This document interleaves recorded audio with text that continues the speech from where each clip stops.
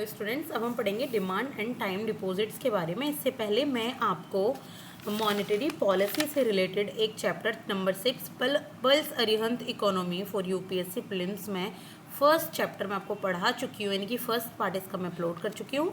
अब आगे पढ़ते हैं। डिमांड एंड टाइम डिपॉजिट्स क्या होते हैं। देखिए, बैंक डिपॉजिट का मतलब है लायबिलिटी ऑफ बैंक, यानी कि बैंकों को वो पैसा वापस करना है।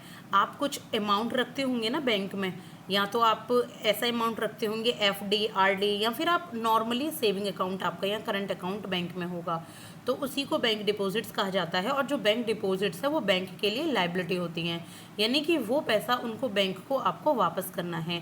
तो डिमांड डिपॉजिट्स क्या होती हैं और टाइम डिपॉजिट्स, दो टाइप की डिपॉजिट्स होती हैं।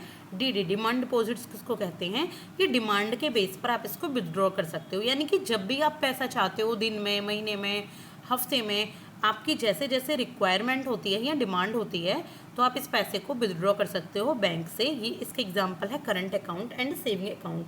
टाइम डिपॉजिट्स क्या होता है। देखिए, जो टाइम डिपॉजिट्स है ये विदड्रॉ किया जा सकता है at the time of maturity. जैसे एफडी होती है, फिक्स डिपॉजिट, 5 ईयर्स के लिए लोग कराते हैं, 1 ईयर के लिए, 2 साल के लिए या 3 साल के लिए। तो जैसे ही वो साल कंप्लीट होते हैं, कुछ इंटरेस्ट के साथ बैंक आपको उस पैसे को वापस कर देता है। और एक होता है रिकरिंग डिपॉजिट, यानी कि आरडी। तो ये आपका मंथली बेसिस पे होता है, यानी कि रेगुलर बेसिस पर होता है, जो आपको इसमें पैसा जमा कराना होता है। इसमें भी 5 साल, 6 साल, 7 साल इस तरीके से होता है, लेकिन रेगुलर बेस पे। फिक्स डिपॉजिट में क्या होता है कि अगर आपने वो पैसा जमा करा दिया बैंक को, तो वो आपका 5 साल तक आपको फिर और कोई पैसा जमा नहीं कराना होता, एक साथ ही आप उसको बाद में निकाल सकते हैं। इलेक्ट्रॉनिक मनी क्या होती है। देखिए, इलेक्ट्रॉनिक मनी सिंपली अब हम सब लोग जानते हैं कि वो मनी जो किसी डिवाइस में जिसकी मॉनेटरी वैल्यू स्टोर होती है इलेक्ट्रॉनिकली, जैसे कि ये प्रीपेड बेसिस पर भी होती है। जैसे कार्ड होते हैं, कंप्यूटर होते हैं, आप एनईएफटी के थ्रू पैसा भेजते हो ना, आप ऑनलाइन पैसा भेजते हो कहीं पे, तो ये होती है आपकी इलेक्ट्रॉनिक मनी। इलेक्ट्रॉनिक मनी भी कई प्रकार की होती है, यानी कि 3 टाइप्स की होती है। तो कौन कौन सी होती है। देखिए, फर्स्ट कैटेगरी होती है इलेक्ट्रॉनिक मनी की stored value cards. Stored value cards कौन से होते हैं, जैसे कि आपके पास डेबिट कार्ड या क्रेडिट कार्ड होते हैं, उसमें आपकी मनी स्टोर रहती है। तो स्मार्ट कार्ड्स होते हैं, जैसे अमेज़ॉन के गिफ्ट कार्ड हैं, ये मोबिलिटी कार्ड होते हैं। तो ये कॉमन कार्ड्स होते हैं जिसमें मनी वैल्यू आपकी स्टोर होती है। आप इनको यूज़ करके शॉपिंग या आपको जब भी ज़रूरत होती है आप कैश वगैरह इनसे निकाल सकते हैं। जो सेकंड टाइप की मनी होती है ये सॉफ्टवेयर बेस्ड इलेक्ट्रॉनिक मनी होती है, यानी कि सॉफ्टवेयर में ही पैसा होता है, आपके अकाउंट में नहीं होता। जैसे पेटीएम वॉलेट है, मिंत्रा वॉलेट है, एटसेट्रा। इसके बाद अनदर टाइप ऑफ इलेक्ट्रिक मनीज क्या है, क्रिप्टो करेंसी। क्रिप्टो करेंसी एक ब्लॉकचेन टेक्नोलॉजी होती है। ये इसमें क्या होता है, इसमें प्राइवेट क्रिप्टो करेंसी और स्टेट बैक्ड सीबीडीसी आपकी इंक्लूड होती हैं। तो ये 3 टाइप्स की आपकी करेंसी होती है, इलेक्ट्रॉनिक मनी होती है। अब हम थोड़ा डिटेल में पढ़ते हैं क्रिप्टो करेंसी के बारे में। देखिए, ये जो क्रिप्टो करेंसी है ये एक वर्चुअल करेंसी है, यानी कि आपके पास अगर आप इसको कैश कराना चाहो तो आप इसको कैश नहीं करा सकते, आप इसको ऑनलाइन ही ब्लॉकचेन टेक्नोलॉजी है, यानी कि आप इस करेंसी को किसी दूसरे को भी भेज सकते हो, फिर किसी तीसरे को भी, वो भी आपको इसको भेज सकता है। तो ये आपकी ऑनलाइन ही रहती है, यानी कि ई माध्यम से होती है आपकी इलेक्ट्रॉनिक वे में। तो ये डिसेंट्रलाइज करेंसी है and that's why many private virtual currency issued by the company.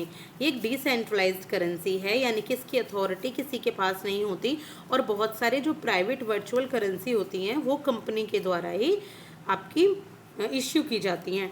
Transactions इसमें रिकॉर्ड नहीं किए जाते, क्योंकि ये ब्लॉकचेन टेक्नोलॉजी है। इजीली आप एक जगह से दूसरी जगह, एक पर्सन से दूसरी जगह इसको भेज सकते हो, तो इसके ट्रांजैक्शन को रिकॉर्ड नहीं किया जाता। जैसे होता है ना कि आरबीआई आपका एक ट्रांजैक्शन रिकॉर्ड रखता है, आपके पास मंथली बैंक की स्टेटमेंट भी आती होंगी। तो इस तरीके से not issued by the central government, ये सेंट्रल गवर्नमेंट इनको इश्यू नहीं करता, बल्कि कुछ प्राइवेट कंपनी ही इनको इश्यू करती हैं। हैज़ नो इंटरेस्टिंग वैल्यू, इनकी अपनी कोई वैल्यू नहीं होती। Not a legal tender in India, India में देखो इनको लीगल टेंडर नहीं मिला हुआ। लेकिन जो क्रिप्टो करेंसी है वह एक्सचेंज की जाती हैं जहाँ पे where trading of crypto currencies occurs is allowed, जहाँ पे क्रिप्टो करेंसी का एक्सचेंज होता है ट्रेडिंग करने में, तो वहाँ पर ही अलाउ होती हैं, वैसे इनको लीगल टेंडर नहीं मिला हुआ। income earned from the cryptocurrency or any virtual digital asset such as NFT trading is 30% taxable।